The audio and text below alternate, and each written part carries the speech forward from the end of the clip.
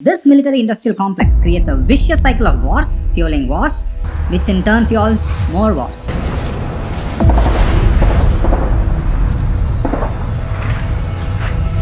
It's important to ask who benefits most directly from a war.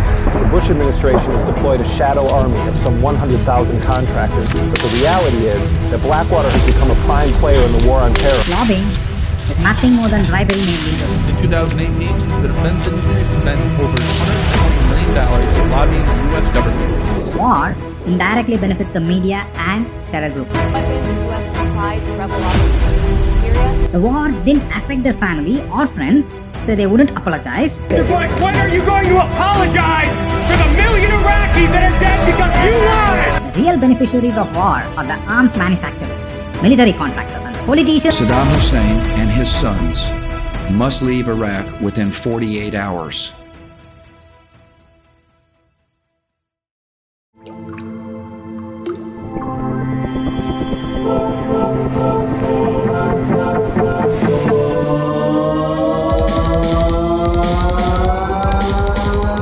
The Apeman Talks, Unfiltered Perspective. Welcome to Apeman Talks. Today, I'm going to talk about war.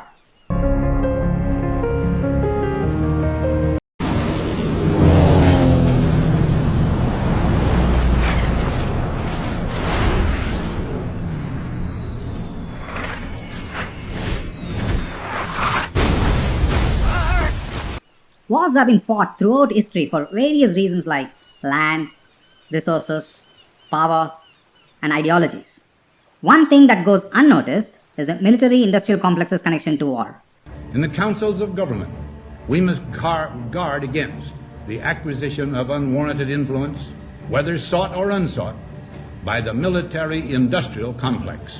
Military-industrial complex is a network of corporations, government agencies, and research institutions that profit from military spending. The military-industrial complex is just how it sounds. The relationship between the military and the industry who builds the weapons. Prior to World War II, it was virtually non-existent. In the event of a war, civilian factories, which normally built plows, or automobiles in peacetime, could be converted over to produce swords, guns, ammunition, etc. After World War II, everything changed. Weapons became infinitely more complex. No longer could the civilian industry quickly switch over to building weapons of war. Things like missiles, tanks, aircraft, and naval vessels required years upon years of research and development. Sophisticated computer systems have to be designed to operate them and then tested. This means the creation of an entire industry whose sole purpose it is to design and build these weapons, even during peacetime. These companies also need to work directly with the government for design specifications, address the military's needs, and for the money to develop the systems. Yeah, right. The purpose of a system is to manufacture weapons and profit from them so that it can operate, profit, and expand. If such a system exists, what is its main objective? To make sure they can make more weapons than they can possibly use. This military-industrial complex creates a vicious cycle of wars, fueling wars, which in turn fuels more wars.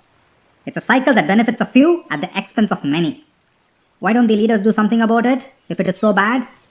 The theory being that defense industrial leaders, who stood to gain massive profits through a major war in Vietnam, decided to remove Kennedy and to have his successor, President Johnson, escalate US involvement in Vietnam. And Johnson actually did do this, signing National Security Action Memorandum 273 just one day after Kennedy's funeral. Wow. You thought the president would take care of it, but they took care of him. It's important to ask who benefits most directly from a war. Arms manufacturers, military contractors, nations with powerful military, and politicians or government officials. Wars create an endless demand for weapons and other military equipment, which benefits arms manufacturers and defense contractors.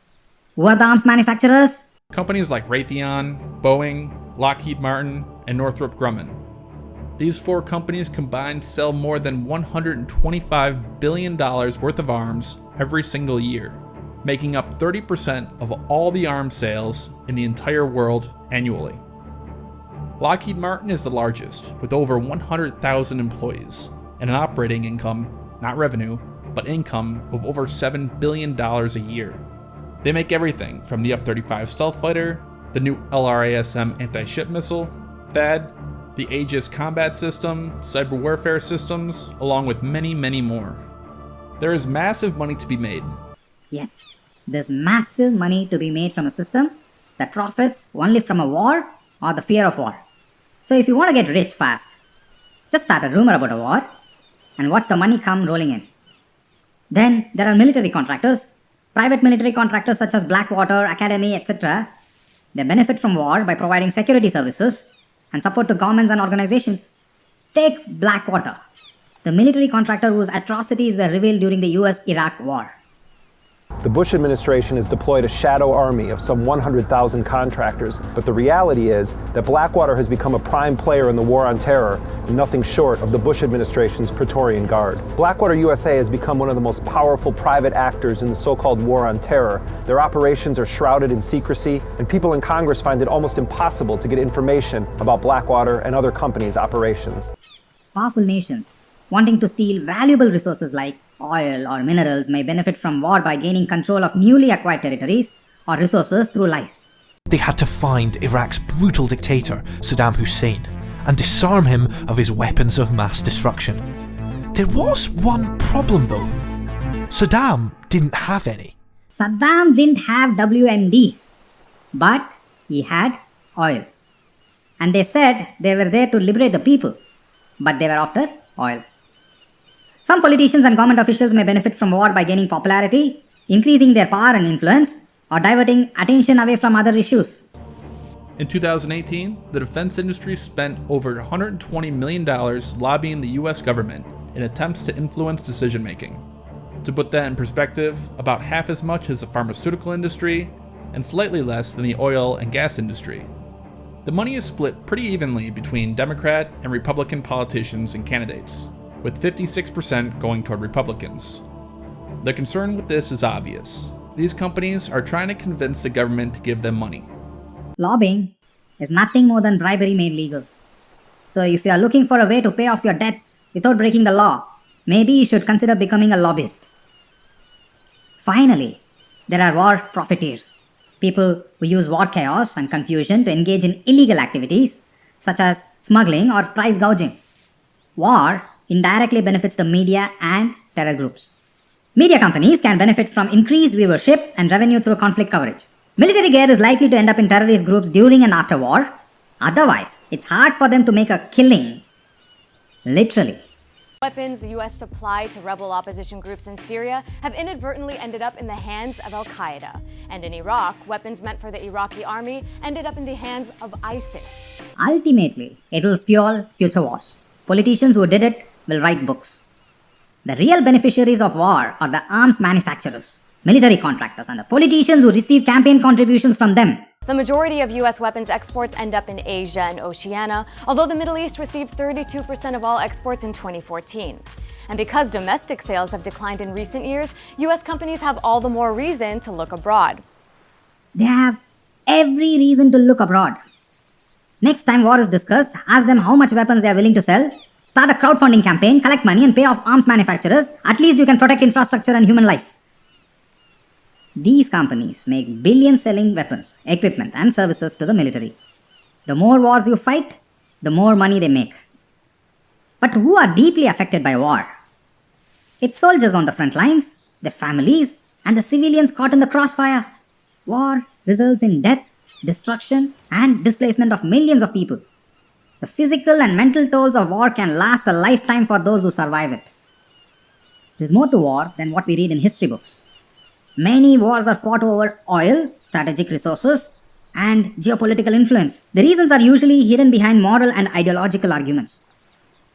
Here's what an Iraq war veteran told George W. Bush in 2021 at a live event in Beverly Hills. Mr. Bush, when are you going to apologize for the million Iraqis that are dead because you lied? You lied about weapons of mass destruction. You lied about connections to 9/11. You lied about Iraq being a threat. You sent me to Iraq. You sent me to Iraq in 2003. My friends are dead. Joshua Castile. You killed people. You lied. You lied about WMDs. A million Iraqis are dead because you lied. My friends are dead because you lied. You need to apologize. The war didn't affect their family or friends, so they wouldn't apologize, but they did apologize to the couch they sat on for making it sag in the middle. History is full of wars whose motives were hidden from the public or misrepresented. Here are some examples. You have probably forgotten about the Korean War. It was a time when the US was fighting communist aggression. Even before the war broke out, the US had plans to attack North Korea to stop communism from spreading and establish a military presence there. Next, the Vietnam War.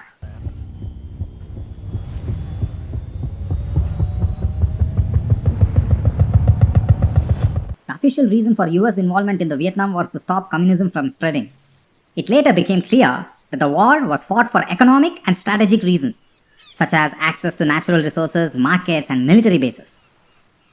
The Iraq War. And the people who knock these buildings down will hear all of us soon. So why were these soldiers looking for weapons of mass destruction? An axis of evil, arming to threaten the peace of the world. And why did the Iraq War happen in the first place? The security of the world requires disarming Saddam Hussein now. Invading Iraq was justified because Saddam Hussein had WMDs or weapons of mass destruction and threatened national security. The real reason for the war was to grab Iraq's oil reserves, but no WMDs were found. Saddam Hussein and his sons must leave Iraq within 48 hours. Their refusal to do so will result in military conflict. Do you see a pattern here? They would always put across a demand that's unreasonable. When it's refused, they have an alibi to start the war. Now coming to the longest war in US history, the Afghan War. Afghanistan is the longest war in American history. After the terrorist attacks on September 11, 2001, America and its allies invaded the country. The Taliban, the hardline Islamist group that ruled over Afghanistan, had sheltered al-Qaeda and its leader, Osama bin Laden. Nearly 20 years later, the conflict has achieved very little. The official justification for the US invasion of Afghanistan was to dismantle al-Qaeda and bring Osama bin Laden to justice. It was clear, though, that the real reason for the war was to protect US economic interests and establish a permanent military presence in the region. So, how did the war on terror end? The last American military plane left from Kabul's airport at 3:29 p.m. Eastern Time. A moment in history as that C-17 cargo plane carried the remaining U.S. troops, the top U.S. diplomat and general, out of the country. 20 years after the U.S. toppled the Taliban in the aftermath of 9/11, that group is back in full control. Social media showed the Taliban celebrating their return to power tonight with heavy gunfire. Earlier, in the frantic closing hours of the evacuation, military aircraft had to shoot off flares to divert potential rocket attacks. Because the goal is not to completely subjugate Afghanistan. The goal is to use Afghanistan to wash money out of the tax bases of the United States, out of the tax bases of European countries, through Afghanistan and back into the hands of a transnational security elite. That is the goal. i.e. the goal is to have an endless war, not a successful war. What is an endless war? I'm not sure. But it shows that war is endless. Before it was Afghanistan and Iraq, and now it's Ukraine. Did they have Ukraine on their mind when they evacuated Afghanistan? As of 2023, the war in Ukraine is raging for more than a year. This is what the media said about Ukraine in 2014. Petro Poroshenko will have a hard time winning back hearts and minds in this city. As the people of Donetsk sweep up the debris of their homes and livelihoods, they are hardened against a president they say is killing his own people. We are Ukrainian, but they kill us, this man says. So we probably need our own country. But people in Kiev, they are not brothers for us. The shells hit these homes days ago, but the tears are still fresh. 27-го, 28-го, 29-го очень сильно. Фактически мы живем под подвалом. We live on the ground. It was so hard for 2 weeks, especially for 27, 28, 29th. But only today it's quiet. Извините, Sorry, I need to go. 2 people were killed outside this block of flats last Wednesday. One of them was a 50-year-old woman, the other a 34-year-old woman. Her husband, who won't talk to us, he says he's in shock, managed to make it down to the cellar with their little child, but she just didn't have the time. And this is a story that repeats itself over and over in dozens of apartment blocks, with civilians being killed by the constant shelling around Donetsk. Here's what they're saying now. I've been here for the past 5 days. I have not heard any explosions. I have not heard any air sirens until about half an hour ago, right when President Biden was in the center of Kyiv, as Clarissa was just mentioning. The truth about this war won't come out for a long time. By then, the damage is done. How can you fix this? You need to hold your politicians accountable. Demand military spending transparency and tell them to invest in diplomacy and conflict resolution instead of war. Money that is drenched in blood, often innocent blood. Yes, innocents always shed more blood in war. But as long as there are systems designed to profit from war, wars will continue. Before I end, I want to quote Robert Oppenheimer. After inventing the atomic bomb, this is what he had to say. Now, I have become the death, the destroyer of worlds. I knew the world would not be the same.